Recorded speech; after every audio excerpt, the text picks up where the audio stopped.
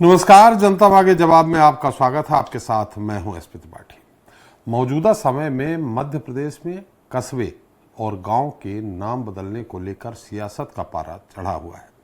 दरअसल मुख्यमंत्री मोहन यादव ने हाल ही में देवास जिले के 54 गांवों के एक साथ नाम बदलने की घोषणा क्या की, विपक्ष ने उन्हें निशाने पर ले लिया। हालांकि अपने 14 महीने के कार्यकाल में मुख्यमंत्री 68 गांवों का नया नामकरण कर चुके हैं, जिसको लेकर विपक्ष तंज भी कस रहा है। विपक्ष का आरोप है कि भाजपा सरकार सड़कें और गांव के नाम बदलकर जनता का ध्यान भटका रही है। साथ ही विपक्ष का यह भी कहना है कि नाम बदलने से क्या उस गांव का विकास हो जाएगा। सरकार को वहां के गांव वासियों की मूलभूत सुविधाओं पर ध्यान देना चाहिए।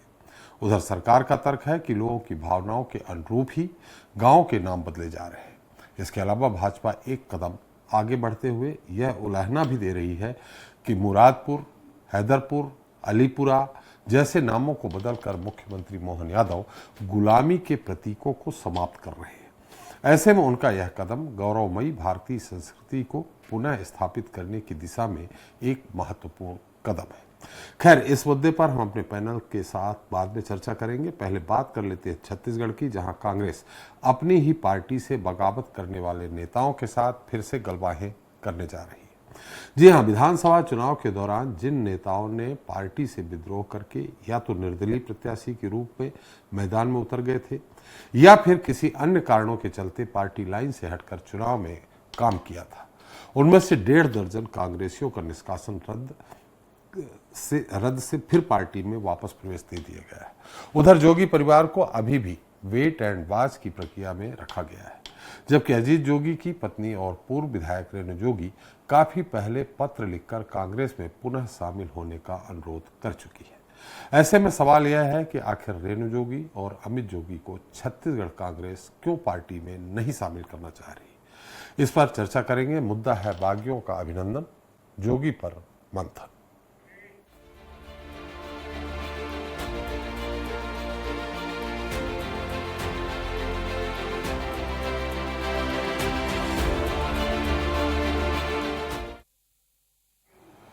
तो नगरीय निकाय चुनाव खत्म होने के साथ ही कांग्रेस में वापसी का सिलसिला शुरू हो गया है। कांग्रेस की छानबीन समिति की अनुशंसा पर अजीत कुकरेजा समेत 1.5 दर्जन कांग्रेसियों का निष्कासन रद्द कर कांग्रेस में वापस प्रवेश दिया गया है। इसे लेकर सियासी घमासान भी मच गया है। बीजेपी कांग्रेस पर तंज कस रही है कि कांग्रेस में केवल पैसा चलता है, नहीं तो इतने गंभीर आरोप अगर कोई लगाता है तो उनकी वापसी संभव नहीं हो सकती। वही कांग्रेस इसे स्वाभाविक प्रक्रिया बता रही है। इस पर चर्चा करेंगे, लेकिन पहले देख लेते हैं हमारी खास रिपोर्ट।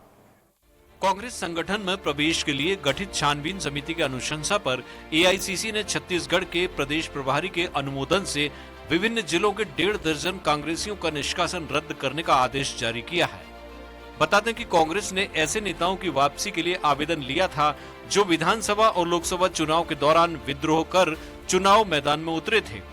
वहीं कई लोग कांग्रेस की वापसी की बाट जो रहे हैं। उनमें पूर्व विधायक बृहस्पति सिंह, जोगी जनता कांग्रेस सुप्रीमो रेणु जोगी, अमित जोगी जैसे प्रमुख नाम शामिल हैं।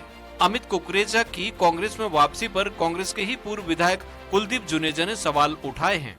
वहाँ पर दिल्ली में राष्ट्रीय नेताओं के पास भी विरोध किया था, क्योंकि एक बार नहीं 4 बार इन्होंने कांग्रेस के खिलाफ खुलकर काम किया है, लेकिन अब पार्टी ने निर्णय ले लिया है।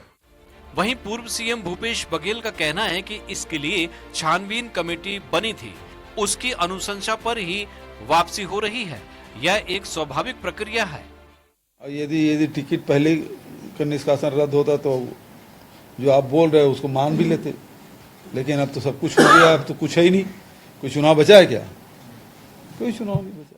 वहीं बीजेपी ने तंज कसते हुए कहा कि कांग्रेस में पैसे के दम पर वापसी की जा सकती है। कांग्रेस में केवल पैसा चलता है, नहीं तो इतने गंभीर आरोप अगर कोई लगाता है तो उनकी वापसी संभव नहीं हो सकती। तक पैसे लेने का आरोप लगाने वाले लोग महापौर का टिकट पाके बैठे हैं, जिनमें विनय जायसवाल भी हैं। तो कांग्रेस में पैसे के दम पे वापसी की जा सकती है, कांग्रेस में केवल पैसा चलता है।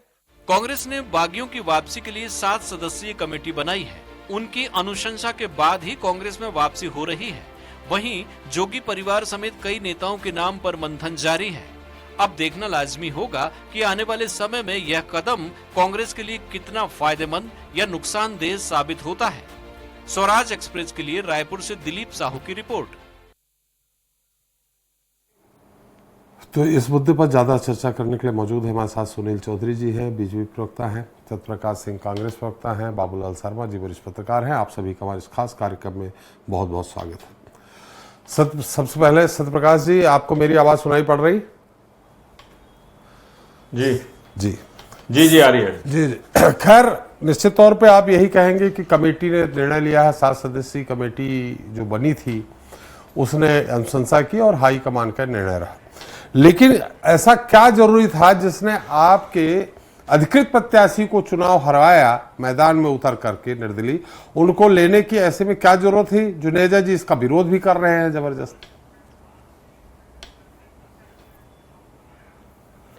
त्रिपाठी जी, देखिए, एक चीज मैं बोलूंगा कि हमारी भारतीय संस्कृति में होता है कि अगर हम परिवार में 2-3 भाई हैं जी, कोई अगर भाई ऐसा नाराज हो जाता है या कुछ अनुशासनहीनता करता है, उसको घर से बाहर भी निकाल देते हैं। और अगर वो माफी मांगे और ये बोले कि मेरे से गलती हो गई है, अब मैं ऐसा नहीं करूंगा, तो एक मौका दिया जाता है। तो उसी तरह हुआ है। अजीत कुकरेजा जी हो, उन्होंने पार्टी से बोला कि भाई मैं माफी मांगता हूं, प्रदेश नेताओं को बोला मैं माफी मांगता हूं, ऐसे आगे से नहीं होगा, मैं पार्टी विचारधारा पे रहूंगा, पार्टी जो मेरे को बोलेगी वो काम करूंगा, पार्टी जो मेरे को दायित्व देगी उसी के हिसाब से मैं चलता रहूंगा। तो इसमें दिक्कत क्या है? एक मौका अगर दिया जाए तो उसमें दिक्कत क्या है? सबसे महत्वपूर्ण बात है भाई, ये हमारा अंदरूनी मामला है। बीजेपी या कोई भी दूसरे लोग भी हो, उनको मतलब क्या है इससे?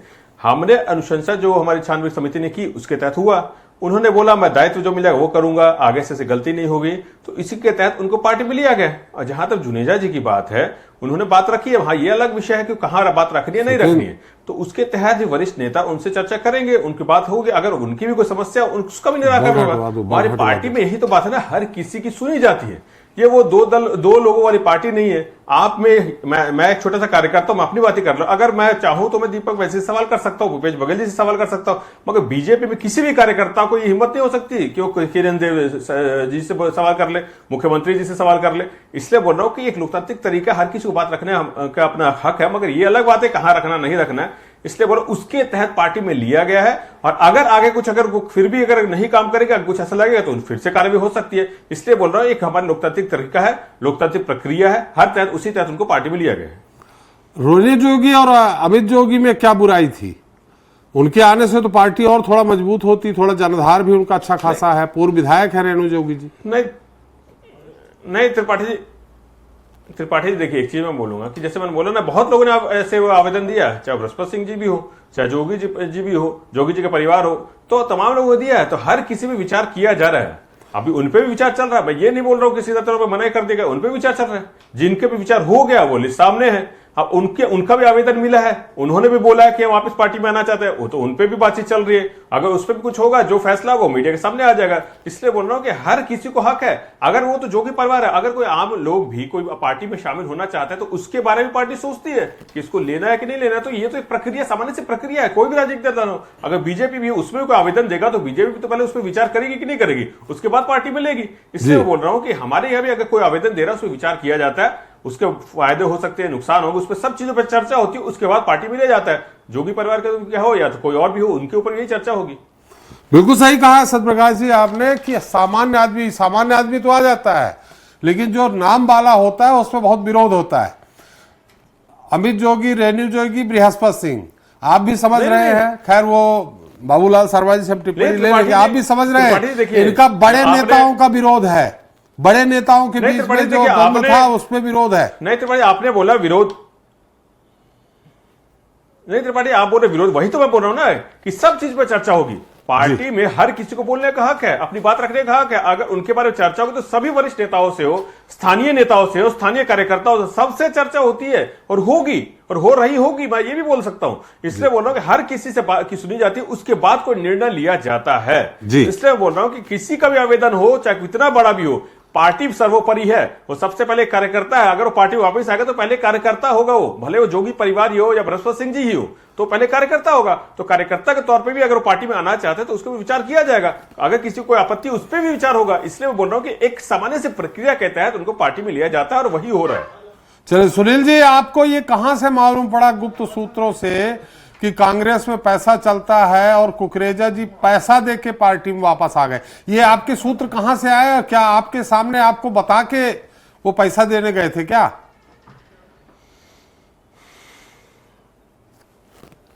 राम राम, जय जोहार, जय छत्तीसगढ़ जी।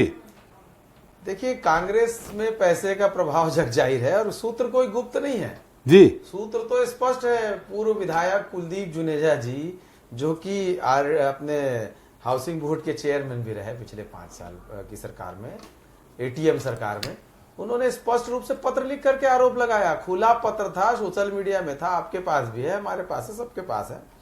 देखिए, ये कांग्रेस पार्टी का चरित्र ही ऐसा है कि पैसे की हवस ने इनको पूरा, छत्तीसगढ़ में आप देखेंगे कि भ्रष्टाचार का साम्राज्य स्थापित हो गया। विनय जायसवाल लगातार आरोप लगाते रहे, उनको सीधा निष्कासन रद्द नहीं, सीधा महापौर का टिकट, तो उस पर भी लोग सवाल खड़ा करते हैं।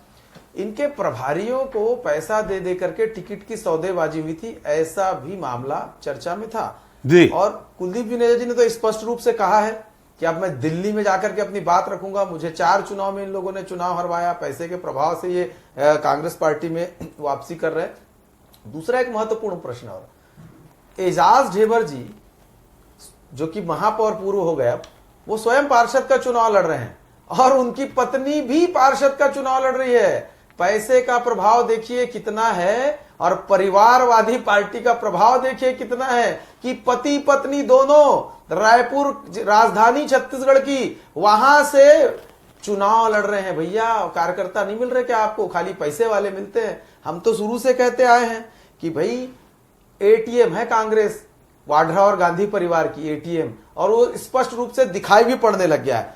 अब दिक्कत इनको जोगी परिवार से क्या? ये तो कहते थे जोगी परिवार भाजपा की बी टीम है, तो जब भाजपा की बी टीम थी भैया, तो कांग्रेस में आवेदन कैसे दे दिए? मतलब कहीं ना कहीं साठगांठ तो आप ही की थी। और जोगी परिवार को कौन रोकने की कोशिश कर रहा है? स्पष्टता से कि पूर्व मुख्यमंत्री भूपेश बघेल जी रोक रहे हैं।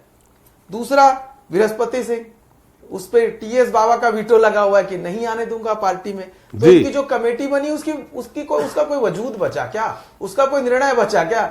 इधर पे सब लेन देन वाला मामला है कि जो जितना बड़ा वाला मामला आएगा और जो बड़ा लेन देन की बात करेगा, इनके लोग कह रहे हैं, मैं नहीं कह रहा हूं, इनके लोग कह रहे हैं, इनके पूर्व विधायक कह रहे हैं, मैं नहीं कह रहा इसको, वो कुलदीप जुनेजा जी कह रहे हैं। दूसरा भी कह रहे थे कि भाजपा में है भैया, वहां तो आप देखेंगे कि कोई सवाल नहीं कर सकता, हम जो है दीपक बैज जी से सवाल कर सकते हैं। तो आप सवाल ही कर सकते हो, भाजपा में तो हमेशा संवाद होता रहा है। आप लोग का संवाद होता नहीं तो सवाल ही करोगे जाकर के। हमारे प्रदेश अध्यक्ष किरण सिंह देव जी हो, चाहे हमारे संगठन के नेता हो, हमारे संवाद परस्पर होते रहते हैं, सवाल करने की आवश्यकता नहीं पड़ती। आप में संवादहीनता है, इसलिए आप सवाल करते फिरिए। लेकिन कुलदीप जुनेजा जी का जवाब दीजिए। उन्होंने तो कहा स्पष्ट रूप से, अरे वो जवाब दे नहीं दे उनकी पार्टी, आपको क्यों परेशानी हो रही? आपको क्यों परेशानी हो रही? जवाब दे नहीं दे, किसको ले किसको नहीं ले, आपको क्यों परेशानी है? नहीं, हमें काहे की परेशानी? हमको कोई परेशानी नहीं है। देखिए, राजनीतिक जीवन में कुछ छुपा नहीं रहता है जी। त्रिपाठी जी, यदि आप सार्वजनिक जीवन में विधायक रहे हैं, पूर्व विधायक रहे हैं, या राजनीतिक दल के एक पदाधिकारी रहे हैं, चुनाव लड़े हैं विधायक के रूप में, तो सब सार्वजनिक होता है। और सार्वजनिक बातों में यदि चर्चा होती है तो उस पर पक्ष विपक्ष दोनों की बातें आती हैं। अब इनके ही लोग आरोप लगा रहे हैं, अब इनके लोग आरोप लगा रहे हैं तो स्वाभाविक रूप से कि सच ही होगा। इनके विधायक कह रहे तो सच ही होगा, इनके लोगों ने कहा कि टिकट बिकती तो सच ही होगा। चौधरी साहब, निश्चित तौर पे जब ये लेन देन की बात आती है तो जो मध्यस्थता करता है उसका कुछ कमीशन होता है। आपने कहा कि प्रियंका गांधी राहुल गांधी के एटीएम मध्यस्थता निश्चित तौर पे छत्तीसगढ़ वालों ने की होगी, किसी नेता ने, उसका कितना कमीशन गया है ये भी बता दीजिए जब आपको सब मालूम है तो।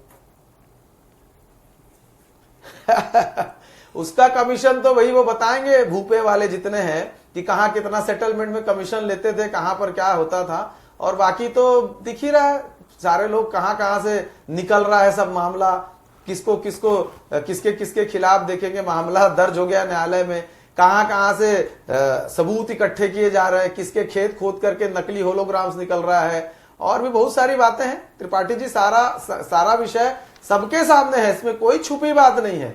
और उन्हीं लोगों को ये टिकट दे रहे हैं कि भैया वो जो जितना रखे हो ना उसी से चुनाव लड़ लो, कांग्रेस की नैया पार होगी। और खरीदी बिक्री, यहाँ पर एमआईसी मेंबर निर्दलीय चुनाव लड़ रहे, वो कह रहे कि टिकट बिक गई। यहाँ कांग्रेस के पूर्व पार्षद जो रहे वर्तमान में पूर्व में, वो कह रहे हैं कि टिकट बेच दिए लोग, हम लोग भैया योग्य व्यक्ति थे, हम तो जमीन के कार्यकर्ता थे, लेन देन लेकर के टिकट बेच दिए। ऐसे ही महापौर और पालिका के अध्यक्ष, पंचायत के अध्यक्ष भी वही कह रहे हैं कि भैया मैं तो योग्य था, लेकिन पता नहीं है किससे पैसे लेकर के किसको टिकट दे दिए। इनके लोग कहते हैं, तो ये जनता भी देख रही, सुन रही है।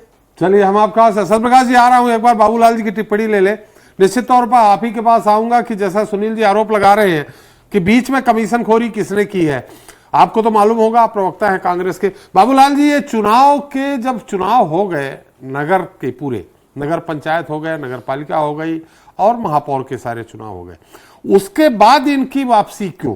क्या इन लोगों ने इस दौरान तनमन धन, जैसा धन का आरोप लगा रहे चौधरी, पूरी तरह से कांग्रेस के जो उम्मीदवार थे उनका समर्थन किया, इसलिए कि विरोध है जो होगा पार्टी के अंदर, अंतर्कलह होगा, वो इस समय न दिखे, इसलिए चुनाव के बाद इन्होंने उनकी वापसी की है? और सबसे बड़ी बात कि रेणु जोगी और अमित जोगी, इनकी वापसी के लिए क्यों प्रश्नवाचक चिन्ह लगा हुआ है? देखिए, बहुत पहले से जो है इन लोगों वापसी का चुनाव के पहले भी जी नहीं हो पाया। उसमें नेताओं ने निश्चित रूप से ये सोचा होगा कि अगर हम अभी इसको वापसी ले लेते हैं तो जो नाराजगी का वातावरण है उसका प्रभाव चुनाव पर भी पड़ सकता है। तो इनसे जो है इंटरनली जो है ये बात की गई कि आप हमारे कांग्रेस के सदस्यों का समर्थन कीजिए खुलेआम, और जो है उसके बाद हम विचार करेंगे जी। तो इन लोगों ने काम किया जी, और इनको ये इनाम मिला कि चुनाव के बाद इनको ले लिया गया। लेकिन कुलदीप जुनेजा का जो दर्द है वो इससे कम नहीं हो जाता जी। कुलदीप जुनेजा ने कहा है, अपने दर्द को बयां करते हुए कहा है कि 4 बार इस व्यक्ति ने, अजीत कुकरेजा ने विरोध किया है कांग्रेस का जी। और पिछली बार तो खुद खड़ा होकर के जो पूरा समीकरण बिगाड़ दिया और कुलदीप जुनेजा का हार का सामना करना पड़ा। तो उसका जो दर्द है वो दर्द कैसे कम होगा? वो एक सामान्य तरीका ये अपनाना चाहिए पार्टी को कि जब इनको ले रहे हैं तो कुलदीप जुनेजा की सहमति होनी चाहिए जी। उसको सहमत कराना चाहिए ताकि उसका दर्द कुछ कम हो, और उसको बताना चाहिए कि इसकी उपयोगिता क्या है और भविष्य में ये नहीं करेगा, उसके सामने वो कहे तो थोड़ी तसल्ली होती है। और ये कमी जो है कांग्रेस में दिखी कि लोगों को लिया गया। विनय जायसवाल का सामने उदाहरण है कि जिसको दर्द है उससे पूछा नहीं गया, तो निश्चित रूप से बात जो है बिगड़ रही है। कहीं न कहीं जुनेजा के दिल में दर्द आज भी होगा। जहां तक बृहस्पति सिंह का सवाल है, कितना बड़ा कांड उसने किया था जी। एक बड़े नेता, जो प्रमुख नेता है, उन पर हत्या के आरोप लगा दिए थे कि ये मेरे को हत्या कराना चाहते हैं। ये कोई छोटी मोटी बात नहीं थी। उन्होंने विधानसभा से बहिष्कार कर दिया था बाबा साहब ने, और कहा था कि जब तक मेरे ऊपर ये हत्या का आरोप जो है वो हटेगा नहीं, मैं विधानसभा आऊंगा नहीं। इतनी बड़ी बात होने के बाद अगर कांग्रेस के बड़े नेता इन लोगों को, इसको जो है बगैर टीएस बाबा के पूछे या सहमत कराए ले लेते हैं, तो आप सोचिए कि टीएस बाबा के दिल पर क्या गुजरेगी। ये समझने की बात है। उसी तरह जो है जोगी रेणु है या अमित जोगी है, रेणु जोगी के बारे में मैं नहीं कहता, वो एक सौम्य महिला है, उनको लेने के ऊपर किसी को आपत्ति नहीं होगी। लेकिन अमित जोगी जो है, उन्होंने जैसे जैसे आरोप, जैसी जैसी कथाएं जो है उन्होंने अपने बयानों में पैदा की है कांग्रेस के खिलाफ, उसके बाद अगर इनको ले लिया जाए तो सामान्य तरीके से, तो निश्चित रूप से विरोध होगा। इसमें कोई शक नहीं है कि विरोध होगा। इसलिए जो है नेताओं का विरोध, आज भूपेश बघेल जो है वो अमित जोगी से प्रताड़ित हो चुके हैं बयानों के आधार पर। इसलिए जो है भूपेश बघेल को भी लगेगा कि ऐसे व्यक्ति को अपनी पार्टी में लेना जो है वो ठीक नहीं होगा, विरोध होगा। तो विचार है, उन्होंने भी कुछ न कुछ कहा होगा। ऐसे ही टीएस बाबा ने बृहस्पति सिंह के लिए कहा होगा। जब तक इन लोगों को सहमत न करा लिया जाए, इनकी वापसी संभव मुझे तो नहीं दिखती। बाकी कांग्रेस कुछ भी कर सकती। मतलब ये सीधे सीधे रहा कि छोटे नेताओं का तो हो सकता है, इसमें अजीत कुकरेजा जी को छोड़ दीजिए, लेकिन जब कद बड़ा हो जाता है तो उसकी वापसी के लिए उतने ही अवरोध पैदा हो जाते हैं। हालांकि जैसा जुनेजा जी का जो दर्द है वो लगभग अंतर 35,000 का था जो मैंने देखा, और जो ये निर्दलीय चुनाव लड़े थे कुकरेजा जी, ये 25,000, माने हार तो तब भी तय थी। नहीं, उनके जो प्रचार प्रसार करने का जो तरीका था अजीत का, और पैसे बहाने का जो तरीका था, उसे बहुत सारे वोट ऐसे भी प्रभावित हुए जिन्होंने देखा कि ये कांग्रेस आपस में लड़ मर रहे हैं, तो छोड़ो और हम भाजपा की तरफ चलें, भाजपा में भी प्रत्याशी अच्छा है, तो मैंने डायवर्सन हुआ, उसके कारण जो है वो हार हुई। कुलदीप जुनेजा की स्थिति अच्छी थी, खराब नहीं थी, लेकिन वो एकदम से बिगड़ गई, माहौल बिगड़ गया पूरा का पूरा। जी जी जी बृहस्पति जी, आप कुछ कहने वाले थे। हमने सवाल भी किया था सुनील जी से कि मध्यस्थता किसने कर दी। उन्होंने एटीएम का आरोप लगाया आपके हाईकमान पे। देखिए त्रिपाठी जी, मैं थोड़ा जवाब दे देता हूं। देखिए अभी इन्होंने बात की कि हमारे यहाँ लेन देन चलती है, खरीद फरोख्त चलती है। मैं कुछ चीजें बताना चाहता हूँ जी। छुई खदान के नगर पंचायत अध्यक्ष जो है वो पिछली बार निर्दलीय लड़ी थी, 4 वोट मिले थे और सीधा अध्यक्ष पद की प्रत्याशी घोषित हो गई है। कितनी पेटी मिली भाई, ये बता दीजिए आप। इससे पहले मैं बात कर लेता हूँ। ताराचंद साहू जी, आपको याद होगा त्रिपाठी जी, पवन शर्मा जी बैठे, वो पार्टी बनाते वापस पार्टी बाते, कितनी पेटी मिली थी। उसके बाद आ जाइए रामदयाल उइके, उन्होंने कितना बड़ा कांड किया था, वापस 2018 में बीजेपी के सिंबल पे लड़ते, कितनी पेटी मिली थी। अब अभी के अभी मैं बताया तो ब्रिजमोहन अग्रवाल जो उनके सबसे बड़े नेता है, उनका तो सबसे इतना बड़ा कांड है जो पूरे देश में इतिहास बन गया। वो टेबल के नीचे वाले कांड कोई भूला नहीं है, उसके उनको निष्कासित किया गया था पार्टी से, फिर पार्टी में आते, कितनी पेटी मिली थी भाई। इसलिए बोलो ना, कम से कम हमारी पार्टी में एक सोच विचार करके, फायदा नुकसान करके पार्टी में लिया जाता है। इनके यहाँ तो वो वाली पार्टी थी, वो भी चलता है इनके यहाँ।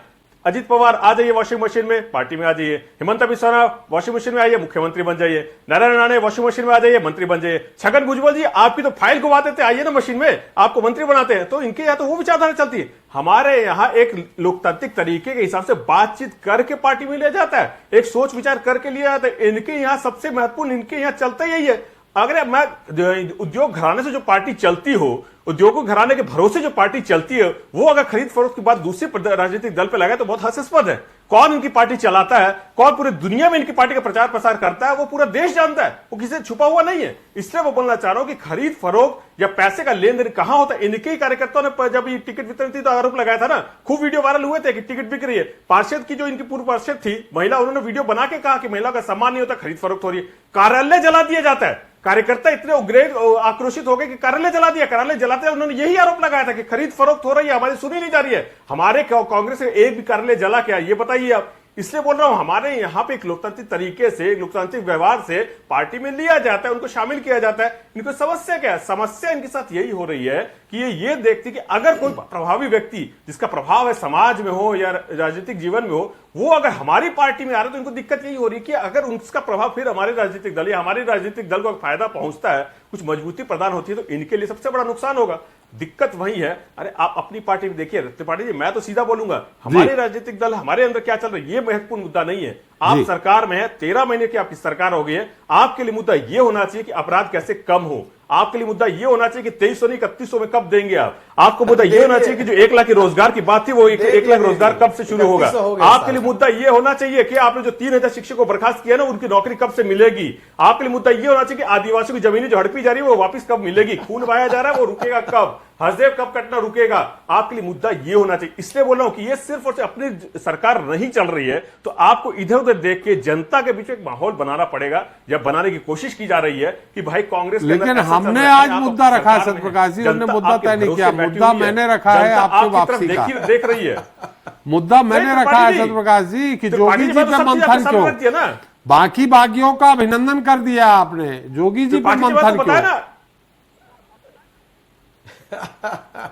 त्रिपाठी जी, मैंने तो आपको पहले बोला है कि भाई हर किसी पे विचार होता है, उन पे भी होगा, उसमें दिक्कत क्या है। अरे एक चीज ये बोल रहे, अरे आपकी भी टीम नहीं है तो किसकी है। बाबूलाल शर्मा जी यहाँ बैठे थे, वरिष्ठ, पूरी चीज जानते हैं कि किस तरह से क्या लेना देना हुआ है, वो किसी छुपा हुआ नहीं है। विधानसभा चुनाव में क्या हुआ था, क्या नहीं हुआ था, किसी छुपा हुआ नहीं है। वो पाटन में क्यों चुनाव लड़े थे, अभी जो भी वो भी किसी छुपा हुआ नहीं है। इसलिए बोल रहा हूँ कौन किसकी बी टीम है वो सबको मालूम है, किसी छुपा हुआ नहीं है। मगर इसलिए बोला, अगर वो आना भी चाहते तो हर चीज पे देखा जाएगा, उनका इतिहास भी देखा जाएगा, वो भी देखा जाएगा। अगर वो पार्टी में आते हैं तो कोई फायदा होगा या नुकसान होगा वो भी देखा जाएगा। इसलिए बोल रहा हूं, अगर कोई आना चाहता है तो एक बात विचार करके पार्टी में ले जाता है, नफा नुकसान देख के लिया जाता है। आपकी पार्टी उद्योगपति के हिसाब से नहीं चलती ना भाई। अगर उद्योगपति का कोई पर्ची आ गया तो वही पार्टी में आएगा, उद्योगपति की पर्ची आ गया तो वो नहीं आएगा। एक आध उदाहरण भी तो बता दीजिए सत्यप्रकाश जी कि इनने किसी को ऐसा ले लिया हो, अनुशासनहीनता हुई हो और इनने ले लिया हो, बड़े नेताओं का एक आध नाम बता दीजिए सत्यप्रकाश जी आप।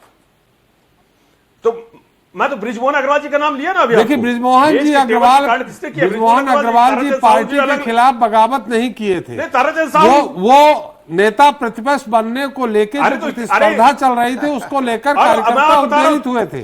त्रिपाठी जी, अरे त्रिपाठी सुन तो लीजिए, ताराचंद साहू जी चुनाव लड़े थे कि नहीं लड़े ये पूछिए इनसे। रामदयाल उइके जी ने सीट छोड़ी थी कि नहीं छोड़ी थी कांग्रेस के कैंडिडेट के लिए, ये पूछिए इनसे। और फिर 2018 में बीजेपी के सिंबल पे चुनाव लड़े थे कि नहीं लड़े थे, पूछिए इनसे। इसलिए बोलो ना। और सबसे महत्वपूर्ण इनके जो मैंने बोला वाशिंग मशीन चिंतामणि महाराज आ जाइए आप। अभी नंद कुमार साय की भी बात कर लेता हूं, तो इसलिए बोल रहा हूं इनके यहाँ क्या चलता है सबको मालूम है। उद्योगपति घराने से जो चलती है राजनीतिक दल जो हो ना, वो अगर बोले दूसरी राजनीतिक दल पे कोई आरोप लगाए खरीद फरोख्त, तो मैं बोल रहा हूं जनता अगर देखेगी, आपका लोकप्रिय चैनल है, वो जनता समझती है कि बीजेपी को कौन चलाता है कौन नहीं चलाता है, बीजेपी किस तरह से चलती है। उद्योगपति घरानों चलने वाले राजनीतिक दल के ऊपर भरोसा नहीं करती है जनता।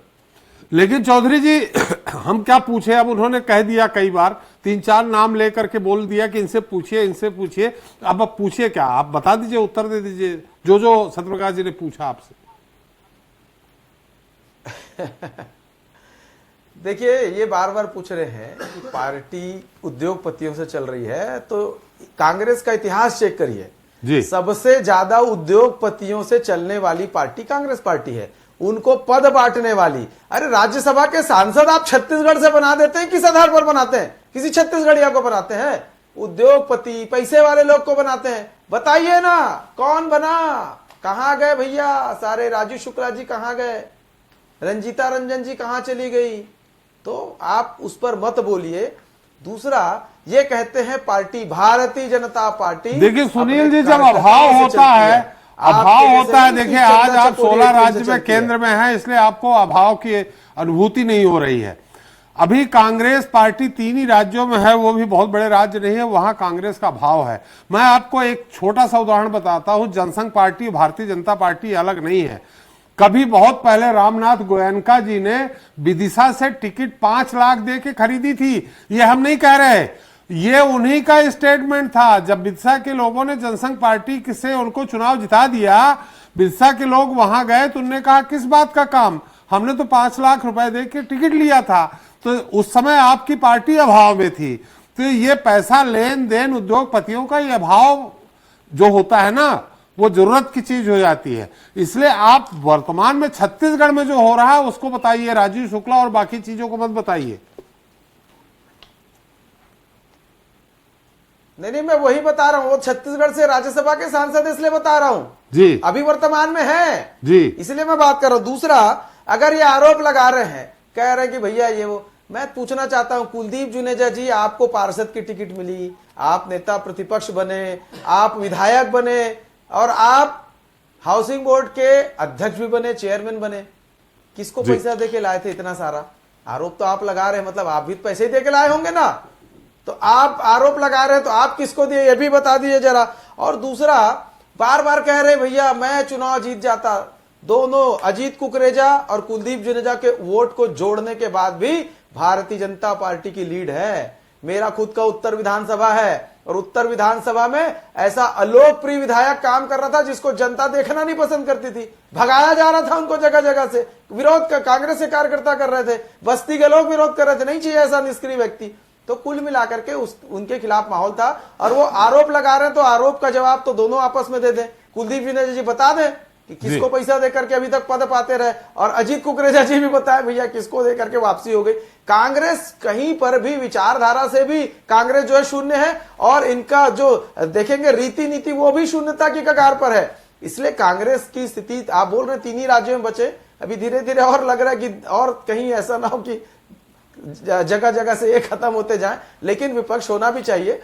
मैं ये कह रहा हूं त्रिपाठी जी कि कांग्रेस में जो जूतम पैजार चली है छत्तीसगढ़ के अंदर में, वो कांग्रेस की स्थिति आपको नगरीय निकाय के चुनाव में 15 तारीख के रिजल्ट में दिखने वाली है। अभी नगरीय निकाय के चुनाव होंगे, इनके जैसे हमने नहीं क्या कहा कि भैया सेटिंग करके हम अपना महापौर बनाएंगे। जनता चुन रही है और जनता सीधा चुन रही है, देखिएगा जनता का आशीर्वाद। और काम की बात कर रहे थे, पूछ रहे थे 3100 कब मिलेगा, पूरा 2 साल का पैसा मिल गया भैया, अभी दे दिए, अंतर की राशि एक बार में दे दिए, 4 बार वाला झंझटी खत्म। महतारी वंदन का पैसा मिल रहा है, सारे काम साए साए हो रहे हैं छत्तीसगढ़ में। कांग्रेस के पास कुछ नहीं बचा है, यही सब बातें करेंगे ये लोग। भारतीय जनता पार्टी के कार्यकर्ताओं से कांग्रेस के कार्यकर्ता कहीं लड़ ही नहीं पा रहे, कांग्रेस के नेता नहीं लड़ पा रहे। एक भाजपा का कार्यकर्ता खड़े हो जाता है पूरी कांग्रेस पार्टी के सामने, कांग्रेस पार्टी कहीं दिखाई नहीं देती।